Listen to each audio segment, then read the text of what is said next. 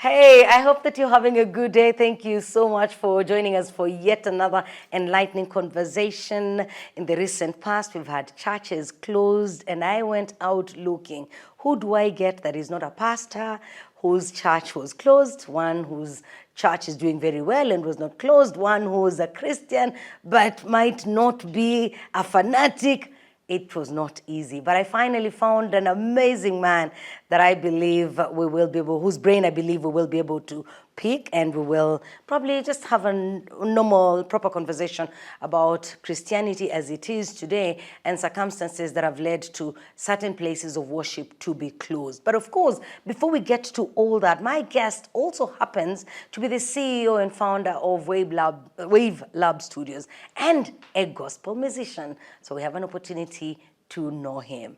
Let's meet our guest. Warm welcome to the show. Use the hashtag The Real Talk. We are live on RTV and live on RTV YouTube channel. Please share the link so that we have as many people as possible interact with the story of Fabrice Nzeyimana. It is a pleasure to see you, Fabrice. It's my pleasure too. Thank you for honoring my invitation. I'm happy to be here. Thank you. I'm a great fan. Then you also just happen to have a fan in the room. I heard. Yes. The first question he asked is, why didn't you invite Maya as well? I'm also wondering why. Yeah. No, we weren't going to talk about the relationship, the marriage. Next time, when we want to talk about marriage, you and Maya will be here. Because, she also has her own right as a musician. And exactly. She will have her time. Just like you have had yours, then we'll have a joint one. Amazing. That's a deal. I am looking forward to that. Fabrice, you're a gospel artist. You also, along the way, have founded a production studio. I want us to know your story. Where does it begin? If you can paint for us a picture of where you were born, how your childhood was. You're this nice, wonderful, calm and peaceful person. Have you always been like that? Or has life given you a beating? So, Fabrice was born in Burundi, in a place called Muyinga. I was born from very elderly parents. By the time I'm born, my dad was 63 years old, and born in a big family. Of how many children? I don't know if I'm able to count, but your father was 63. Your mom was. From my mom's side, I'm the last born. Okay. So we are 5 from my mom's side. From your mom's side. But I have other siblings. And other mothers. Who are maybe 20. So meaning your father was the elderly one, your mom wasn't? My mom wasn't. She was still youngish, yeah, she was still youngish. Okay. But my dad was, one of those, he's a freedom fighter for our country. Wow. Who happened to be a leader in leading towards our independence with his other friends. And I'm born in a family that is lovely, loving. Then I grew up mainly with my elder brother in Bujumbura. Then I guess I had a very... So you grew up with this elder brother who had, I assume, his family. So you must have grown among his children. Yes, when we started living together, he was still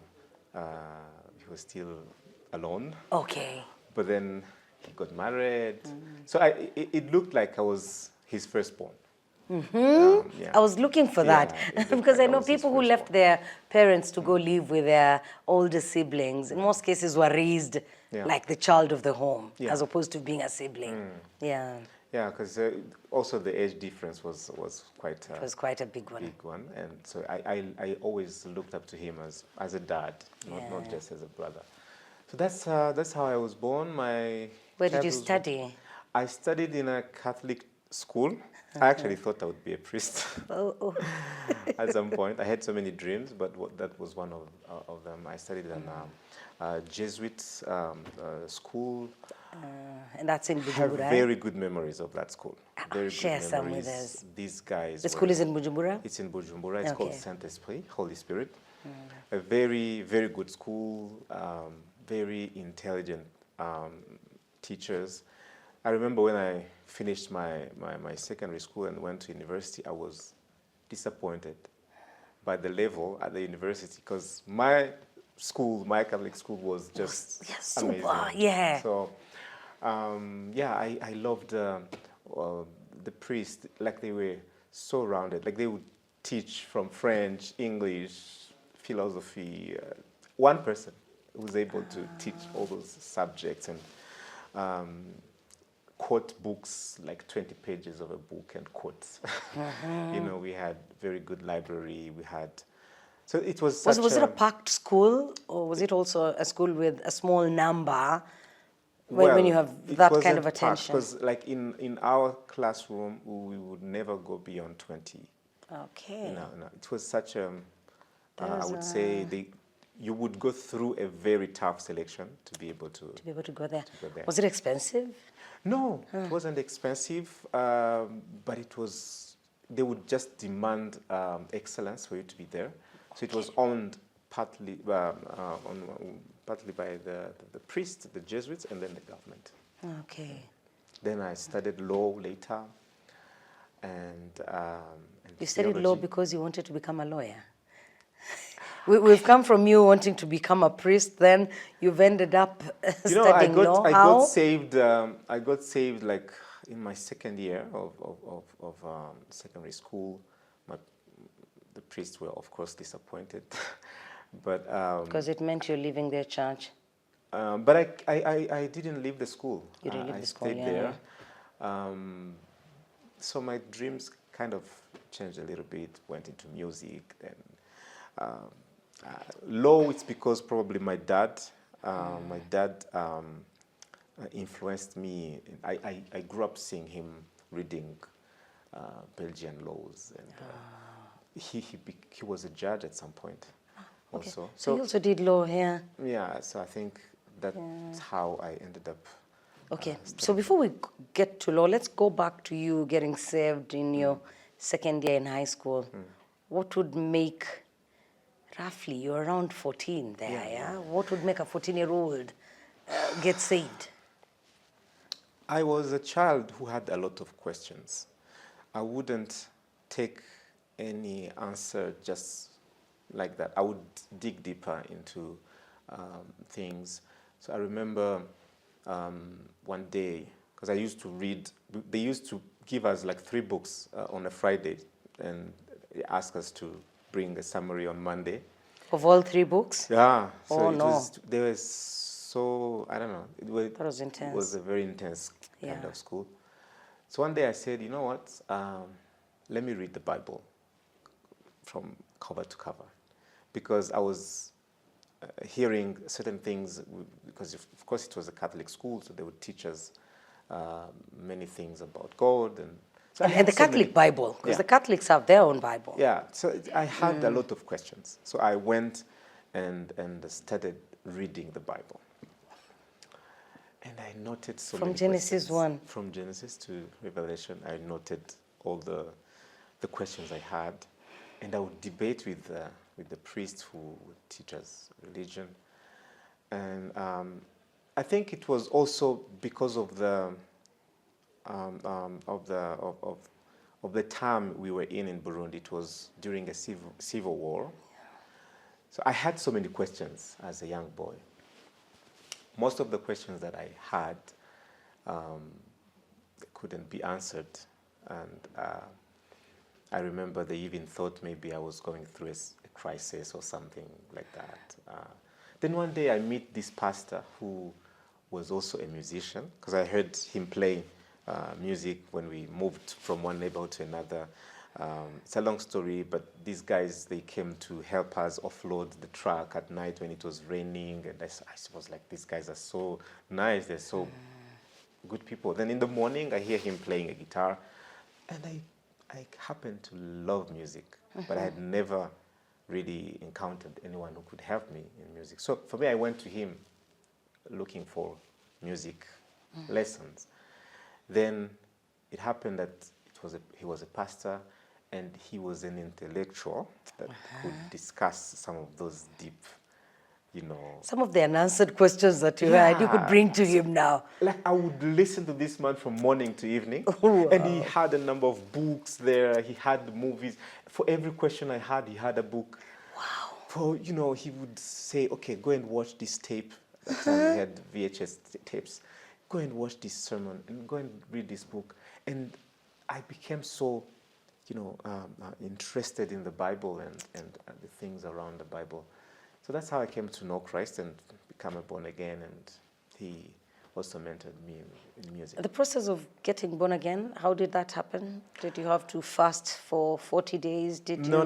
Did somebody lay their hands on you? Because one of the questions really I had was, how does one attain salvation? What is salvation? What do I have to do? Who do I go to? And I think when I was a Catholic, I'm not saying that's the Catholic faith, I'm not even trashing it. No. But there were so many religious practices that I did not understand. And this man was pointing me to Jesus, like a person who is relatable. And Not necessarily, he was ignoring all the practices. Yeah, like he wasn't standing in the way, so he would just introduce me to a relationship. Find out on your own.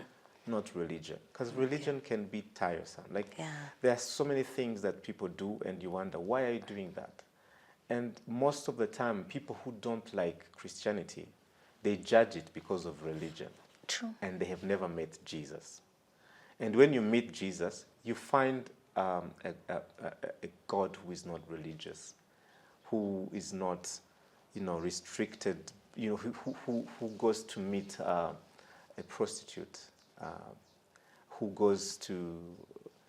dines with a tax collector, who dines with the normal people, and who goes to the synagogue yet, but who is a simple person, so relatable. Since you read widely, you read the Bible from beginning to the end, you're inquisitive and had questions answered, where did the disconnect happen? Because if we came from the Old Testament that had all those practices and people were worshiping idols, and then we've got the New Testament that now introduces us to Jesus and a relationship with Jesus, where did these brokers come from? In the Old Testament, through the sin of Adam, man is separated from God. Therefore, you can only go to God through brokers. These are the priests. These are the people who would go and even ask forgiveness on your behalf. But when Jesus comes, he comes and he says, I am the way to the Father. He comes to bring us back to God, to the life Adam had before sin. And that's why the religious people don't like him, because he's kind of ending their business. Because when you are that important and you are the person who connects people to God, there were some abuses even. People would, I don't know if you know the history of the church, but people used to sell. They would sell merchandise in church. Yes. People used to sell forgiveness. People, which is kind of coming miracles, back today. Miracles as well. Yes. They used to sell those, And I think we'll get there when we talk about the closure of some churches. Yes. I think when Luther brings what we call when Luther brings the Protestant religion and they are protesting against certain things that were happening in the church, one of the things, he wanted man to connect to God without those brokers.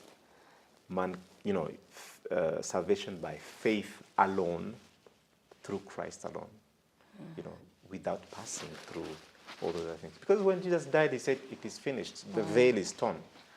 So why are we standing in between people? So at that young age, did you understand salvation and the gospel as you do today? Did you accept Christ because you had understood him very well? Or were you saying, I am somewhere, I am heading in this direction? The very reason that I got saved was because, I was very religious. I was part of the choir. I was part of different activities in church. I was everywhere. Was the family like that? The rest of the family, your parents, your other yes, siblings? My parents were also, they were also involved in church. But I am there. I always had this depression on Saturday night. I would be like, tomorrow I'm going to church. I almost know everything that is going to happen. I know the songs. I know the text they're going to read. and I know the interpretation they're going to give to them. I know, like, I felt like I was going through a certain routine, and I started feeling like, why should I go to church? And I would see a very huge disconnect between the Old Testament and the New Testament. And I would ask myself, why did Jesus come then? If I still depend on someone to be forgiven, if I still depend on someone to be blessed, if I still... I be didn't healed. really... Why did they Yeah, so... Yeah. Okay. So those questions brought me to Christ. That's interesting. So then you go through your secondary, you go and do law. I want to know how you experienced law at the university. And after that, when you graduated, did you practice law? Because I know later you went into music. You know, that the interest that you had in music as a secondary school student, you actually lived it later. Well, as I said, there are so many reasons that I went to study law, and one of them is I hate injustice. I really do hate injustice, and I was born in a time and era where our country was going through a lot of political instability. I saw people being killed. I saw people leaving their homes and going to be refugees in other countries. And as a child, I always grew up thinking, well, what should I do for my country? And I really went to study law, not to practice it per se, but I really wanted to understand, how laws are made. Because I used to see some laws which were kind of unjust, and I would be like, I need to do something. I still believe, although I didn't practice law, I still believe that was a very important part of my life. Wow. And I still believe I will use it in a certain way in my life for my country. I love Burundi so much. I love my country so much. Yeah. And, How often do you go back home? At least twice a year. Okay. Yeah, when possible. But there are events also where I'm invited sometimes. All right. Yeah. So that's a whole, Burundi situation. I think it encouraged me to go and study law. Because in law, it's only law. It's not only laws that you study. You study a number of things, constitutional law, and those kind of things, how governments are formed. And I'm still interested. For those who know me, I still talk about politics of my country, even on my social media. I still give my contribution as a Christian on how people should love the country, how people should serve the country. Serve the country, yeah. I'm not detached from the normal life. I'm not only this angel who sings. Yes. So that's how I went into law. So did you study something else? After law, I obviously went into music. But music, I did not go to any specialized school To study but I it. really studied from people. There are people who really, I would say, it's worth probably 3 degrees. I was at the feet of many good musicians. Wow. Then later on, I decided to do theology. Okay. I did theology in an American university called Lancaster Bible College, and graduated after 3 years. And the main reason I wanted to do that is because I realized I'm a singer, I'm an artist. I sing, I put words on people's mouth, and that's a dangerous thing, because people might forget the sermon, but they will not forget my song. So if I sing things which are poisonous, people will sing forever. And there are songs like that. So you didn't study, we have the assumption sometimes that those who go to study theology do so because they want to stand on the pulpit. Yes, they want to be a pastor, either at another church or they want to start their own church. So you just went there because you're thinking, I'm in ministry already. Yeah. I might as well go and study this. I just felt like as already someone who stands, because I also stand on the pulpit as a singer. I actually talk to people or I'm in front of people more than the pastor most of the time. The pastor usually has like 30 minutes to preach, and sometimes as singers we spend an hour singing.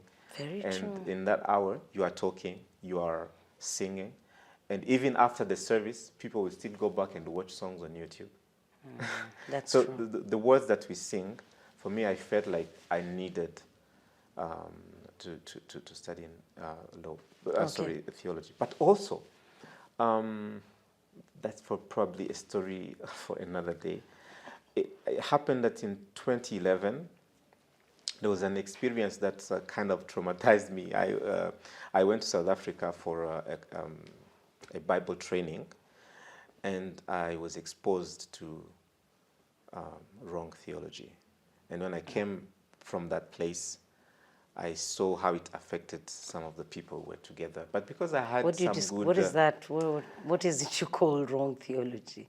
There's a lot of wrong doctrines that are circulating here. And probably, you know, probably we talk about it when we talk about the closure of churches. About the closure of churches, yes, we will. For me, the theology that I was exposed to was what they call prosperity gospel and faith movement. This is a theology that says that every Christian has to be rich, has to be healthy, wealthy, and you know, you must drive a Porsche claim car. it, have it. Yeah, you know, claim it. Don't work for it. Claim it. Yeah, have it. claim it and have it. And that's where you see people saying, you know, going to the airport without a visa, hoping that Yes, because their pastor said there's so. a certain miracle that's going to happen when they get to the door. Things like that, and we will talk about it. So I was exposed to that, details. and I came very frustrated. Actually, people say you never get sick, you know. So don't go to. You don't need a doctor. Whoever is born of God will not be sick, will not sin even. They even stop parents from vaccinating their children. Yeah. So that encouraged me to go to study theology. Bible school, and wanted to dig deeper into some of those things. We're glad to have you with us on The Real Talk. Thank you so much for making time. We're talking to Fabrice Nzeyimana. He's a gospel artist. He's got an album. I know the song that he's hitting now is Peke Yake. Yeye Peke. Yes, Peke Yake. Of which album? What is the title? Yeye Peke from Transformation. Sorry, Yeye Peke from the album is Transformation. Yes, so he has an album out. If you go to his social media, you should be able to find a link that will direct you to Yeye Peke, and I say Peke Yake. Just switched. My Kiswahili made me switch that. Yeye Peke and other songs that have been sung by Fabrice. In many cases, he sings alongside his wife, Maya. We will be back with his story, but we are at Mythos. Let me remind you that Mythos Boutique Hotel in Kiyovu.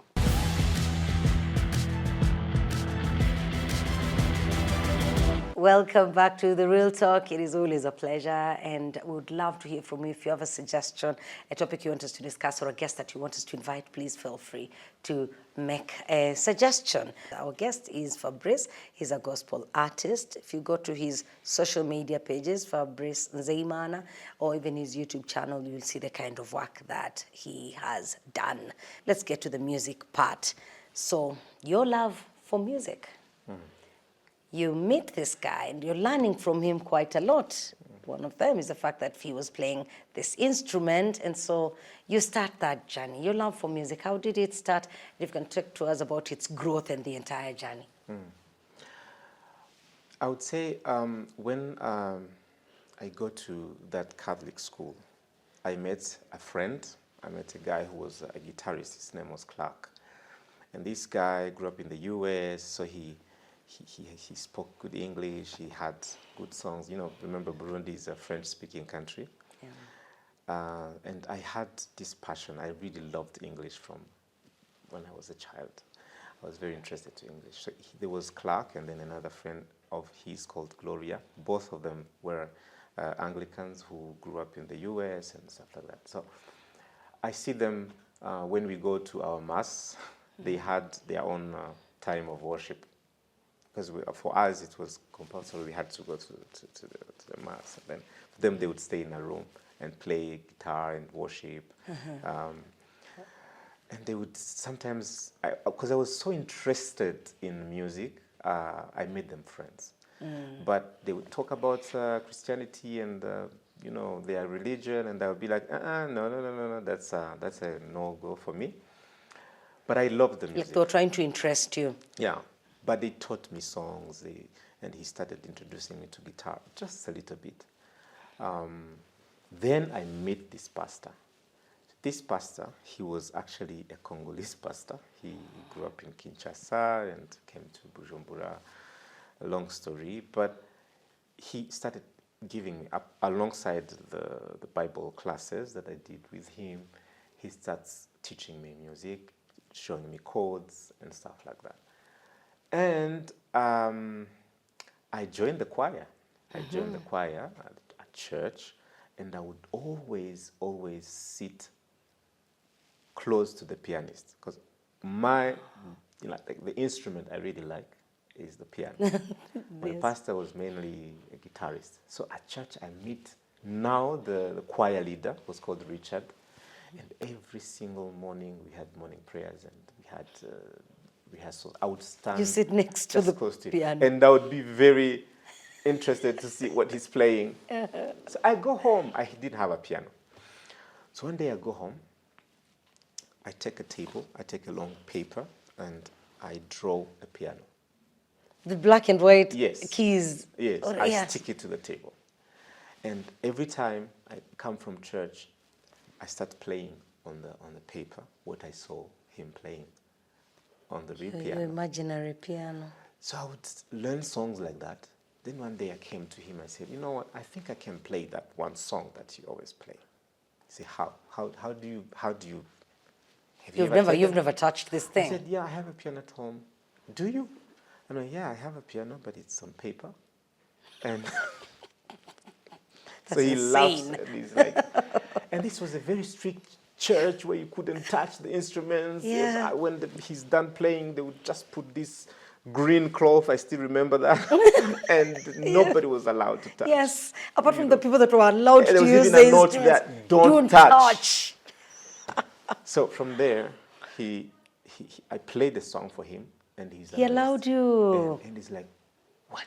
And that was your first time to touch this thing, from your constant practice in the house on the table. Oh. And he says, like, I'm going to start teaching you a little bit. So he started teaching me. And I was very committed. We would have morning prayers at 5:30. And I would walk to church, because at that time I lived in a neighborhood where there was no bus line going to that place. And besides, it was 5 a.m. and sometimes we would be hearing gunshots in the background and whatnot. So I used to walk to church, and I started playing in the morning prayers. And then on Sunday, I remember the first time I played on Sunday, it was in a fourth service around 4 p.m. when everybody's tired. A good place to learn. Yeah.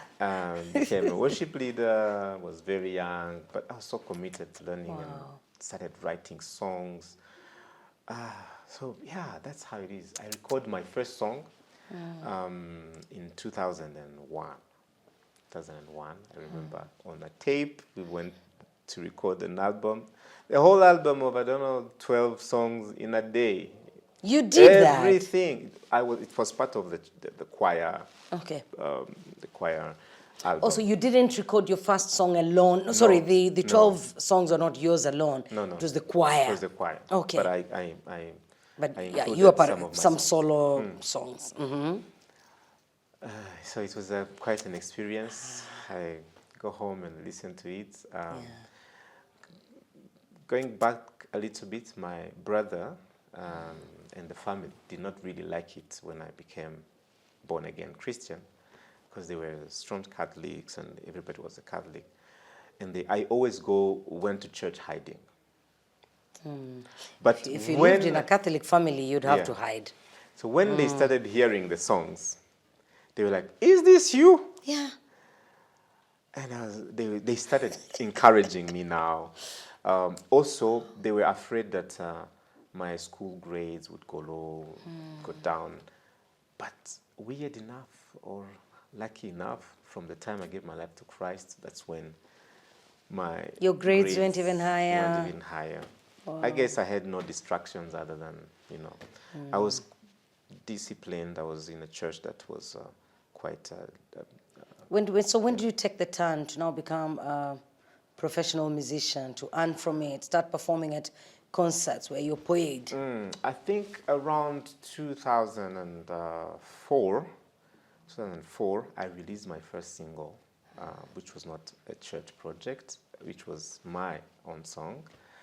A friend of mine, again, I always encourage, maybe this will encourage someone. I was from church, I was from a rehearsal, and I had a small keyboard. Remember the piano You drew on I paper? drew on the paper? Yeah. One day, my pastor comes and gives me a gift of a piano, and it was the exact size of my paper. Oh my God. And that was the best gift Ever? I think ever Yeah. in my life. So I'm with this small piano in a bus, and I'm seated there. Someone say, "Hey, how are you? Are you a pianist?" I say, "I try." "Do you write songs?" I'm like, "Yeah, I write songs." Say, "When I go out, can you follow me? I want to talk to you. I'm a producer." Ooh. I'm like, "Ooh," and then he tells me his name, and I'm like, "Yes, I know you." His name was Jeremiah, and I quickly come out of the bus, go into his house. It was around 7 p.m.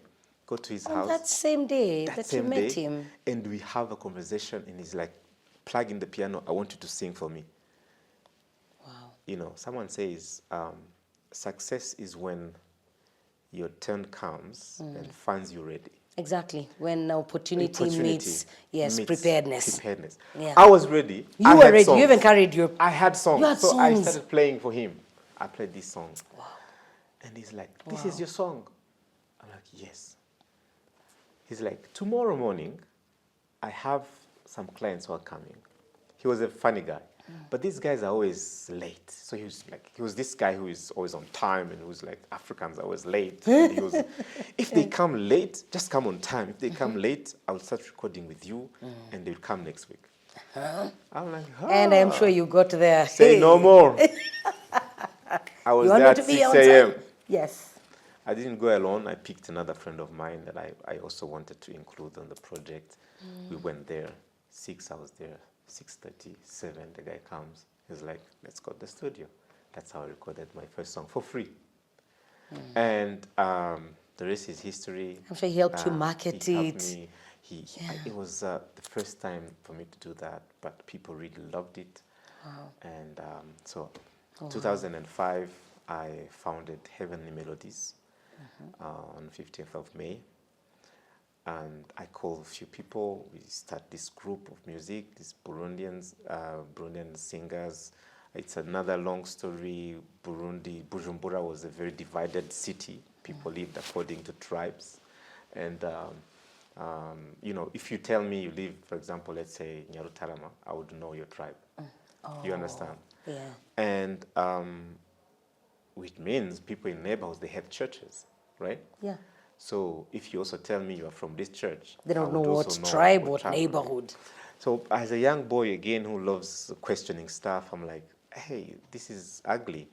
I started this group that had people from different churches because I wanted them to mingle. Yeah. And this was the first group in my country that had people from It's like an international school. International school. You know, yeah, international school brings everyone. So it's like an international church. In church. any neighborhood, so we chose the CBD, the Found a center, neutral that place. That's where we would meet. That's how Heavenly Melodies was born. And we And would you record only our first- sing, or were you also No, we would having sing, and fellowship? then we would have a fellowship, pray together in the evening. On Sunday evening, we used to meet and just worship and just learn from each other. Yeah, it's a long story. When very passionate about it. I don't want to start it now. Does it exist today? Yeah, Heavenly sure. Melodies does? Heavenly Melodies now exists. Is whenever you see our songs, Yes. we work under that label, Heavenly Melodies. Now it has added Africa. We do HM Africa or Heavenly Melodies Africa. We are in Burundi, Rwanda, Uganda. And the group in Burundi now, of course, even without you, Yes, without me, there's a structure. They still continue playing. doing Okay. that with the same vision. Beautiful. unity.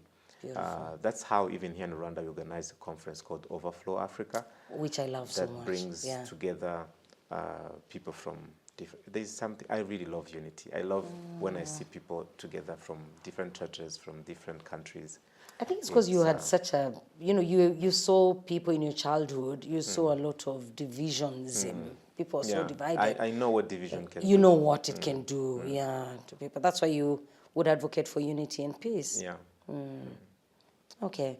How has it been, or have you been able to, today, would you say that you're able to live off your earnings from the music? Do you have it easy to record songs and release songs? You started Wave Lab, is it because you had grown and now wanted to record from your own studio, or did you open it so that other people that cannot afford it can come and record from there? What was the inspiration behind it?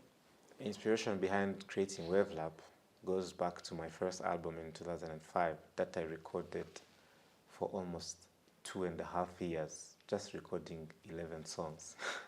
2.5 years. It was such a hectic thing. We going to a studio. That time, these modern studios, they were just quite new. We were among the first people to go to those studios in my country. 2005, when I recorded the first album called Ichoni Fuza. So I went into a hustle and said, you know what, I think I need a studio. Because this gentleman was doing all his best, but he also didn't have all the knowledge. He was fighting with, to know this, to know that. We have this issue. He has to format the computer, and then all the softwares are gone, and then he has to put back the softwares, and then the computer doesn't have the capacity. Then this and that, then power goes. Yeah. I'm supposed to come tomorrow, but tomorrow there's no power. Then I have to wait for next week. So I had a friend of mine called Dudu. He's also a gospel artist. He's a Burundian gospel artist. He was also recording an album at the same time in 2005. So he decided to go to study production in South Africa. And me, I said, I think I need to start a studio. So that's how basically I started the studio. I wanted a Christian studio because I would also go there and find all kinds of artists, and this one is drunk and the other one is, I don't know, smoking what. And I'm like, no, I don't want to create Christian songs in such a place. Yes. That's how in 2017, God blessed me with the studio, Wave Lab. And from then, I am really blessed to, anytime I have an idea, I'm able to go to the studio and work on it. It's also frustrating, like when you really want to create and put a lot of creation, and then you find out that you don't have time for that when you're going to someone else. Yeah, you don't have time, you don't have the place. Yeah. Others will not make time for you when you need them too. Because I'm the kind of person who can record a song and I'm like, no, I don't like it, then keep it for maybe 3 years. So producers wouldn't take it easy. I want us to talk about Maya for just a little bit. Let's bring her in. You married young, Maya. I want to know what drove you to get married at the time you did. And then, you had goals, did you have a checklist? Then how you ended up meeting this person that really matches you so well in every way, even in the talents and gifts that you have. And how that marriage has shaped you. I met Maya in 2011. She grew up in Zambia. She was born in Russia, then came to Burundi. Maya was born in Even Russia. the name Maya, it's a short form of Mayake, which is a Russian name. So she should be having some Vicic somewhere. The Mayake meant she grew up talking a lot. And those kids who are sharp and quite talkative, hyperactive. I hear Mayake was this Russian propaganda radio that used to... So the dad named her after that. Oh my God, after that radio. She'll be mad at me when she hears me. Anyway, so we meet in 2011. She's from Zambia. She doesn't speak our language. She only speaks English. She comes and they tell her, you know, there's this Heavenly Melodies group that also sings English. And she's like, what, in Burundi? I said, yeah, so that's how we met. And actually, we met in a season where I was preparing a concert, and she sings in that concert anyway. I would say it's the grace of God, really, because I had gone through other relationships before her. And when I met her, it was like, you know, these things make sense. You know, you realize that. Like there was a reason I didn't succeed with the other Yeah. one. Were you looking? By the time you met her, were you looking? I was or actually you were tired on of a break? looking. Yeah. when you know, when you are an artist and you're doing well at that time, and so I went through, I would say, a crisis of knowing exactly what I wanted, or who you know, And who was who loves me, genuinely who was coming to you? genuinely- Yeah. who genuinely loved me for who I am, For who and you not are, for- not the star for that you are. yeah. So that's how I met Maya, and I would say since then we got married in 2014, and I just thank God because it really makes a lot of sense for us to be together. And my life has changed. Marriage teaches to be humble. It teaches you to be selfless, to think of yourself less and think about the other person. And I learn a lot from her. Wow. We compensate each other's weaknesses, and yeah, it's a journey. I wouldn't say it's always an easy journey. You keep learning every single day, and you keep. It's you work. keep on. People say it's work. Marriage is work. Marriage is work. It's not for the weak. It's not for the weak. For the faint-hearted, as Yeah, they say. exactly. Because Yeah. you grow up in a family with you know, different values and different culture, and you meet this person who also has Her own values and cultures, and you've Yeah, got to form and you create get to your form, values. your own values, and have to form a family. How many kids do you have? We have one. Oh, We have one. okay. Yeah. Lovely. How old? She is now 3. Lovely. Her name is Gabby. Okay. Let's have a look at Fabrice's 6 Qs. Once again, just be reminded that he's a gospel artist and he's got a whole YouTube channel with a lot of his work, his music, and other work that he does in the society. He's a Christian, yes, but he also, you know, he's just someone who's free-spirited and out here to help young people and the old deal with life issues that we face. So you'll find his work on his YouTube channel. We'll be back with 6 Qs.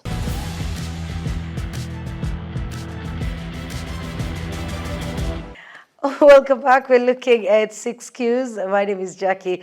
I am with Fabrice. We are at Mythos Boutique Hotel. They have deluxe and executive suites. If you ever have someone visiting and they're looking for accommodation, you should link them to Hotel Mythos. They're Hotel Mythos on Twitter. All right, let's have a look at the 6 Qs. Fabrice, my first question. Do you have a favorite dish? I love African food. African food. So anything African? I love African food. Nothing fancy. My breakfast would be something like sweet potatoes. I would love to do sweet potatoes and tea, but unfortunately, no. I God do didn't sweet get used to potatoes that. and milk. I do Yeah.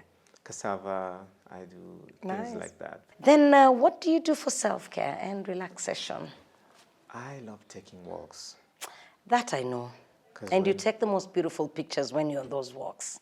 Amazing Yeah. pictures. Yeah. During my walks, I feel like that's when I put my life back in order. Wow. I reflect. I think. I pray. I don't know. I relax. Beautiful. Yeah. Beautiful. And I take quite long walks. Yeah. Yeah. And then which song of yours do you love most? It's a very tough question because, you know, as artists, every time you write a song, It's your best. you feel like this is the best, and you like. But I feel I want to agree with most people that Muremye Wisi is a very good song. I like, and most people also like it. Yeah. And then your favorite movie, if you have one? My favorite movie is called God Is Not Dead.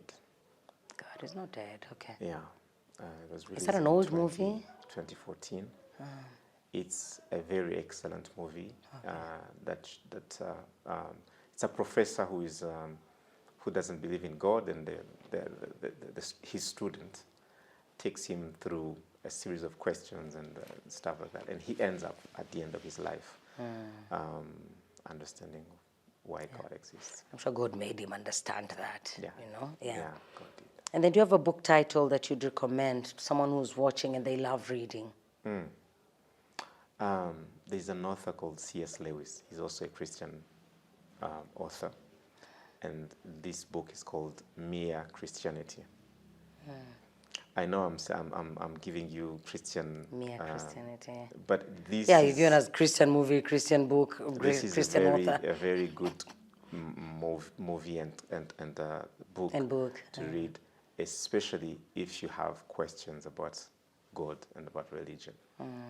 Otherwise, I'm also a normal guy. I also watch other things. I watch other movies, and I love. Do you listen to secular music? I'm not a very huge fan of secular music.